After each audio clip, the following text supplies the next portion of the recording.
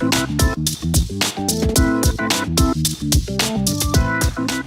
want to talk to you about worms. We're going to talk about earthworms outside, and then we'll talk about how you can use a different type of worm, red wigglers, inside.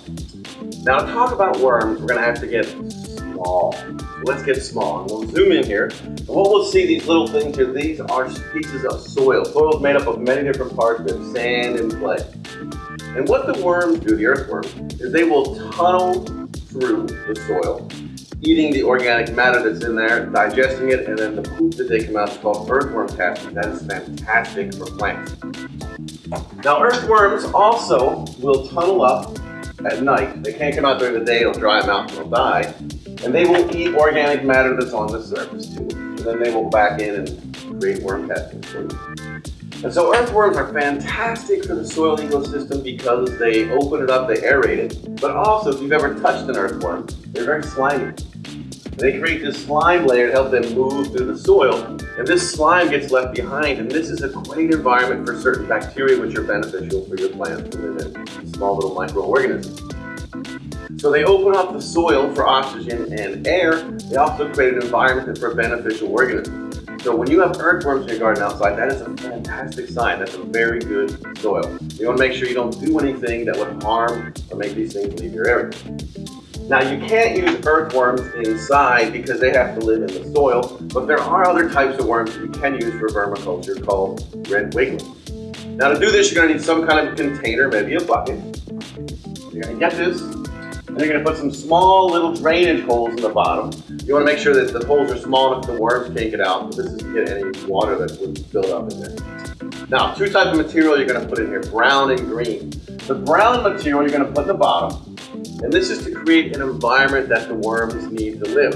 So it has to be damp, not too wet, not too dry. So things like shredded newspaper, guar, peat moss, you're going to put these at the bottom. And this is where the worms, the red wigglers, are going to spend most of their time. They're going to be sitting in here because they can breathe, they breathe through their skin. So when it's damp, they can breathe easy in here. Then what you're going to do is you'll put your food scraps on the top here. So apple cores, banana peels, coffee grounds.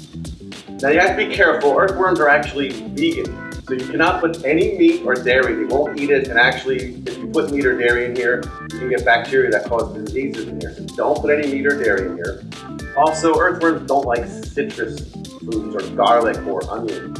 And so you don't want to put any garlic, onion, or citrus. But all the other fruit and vegetable scraps, you can put them in here, they will eat your waste and they will create worm castings. You can then take this bucket, you can dump it on a tarp, you can separate the worm castings from the worm. Or another thing you can do is have this stacking method. So once you do this, after maybe a week or two, when the worms start to digest this, you put another bucket in here. Now you do want to have bigger holes that the worms can get up through.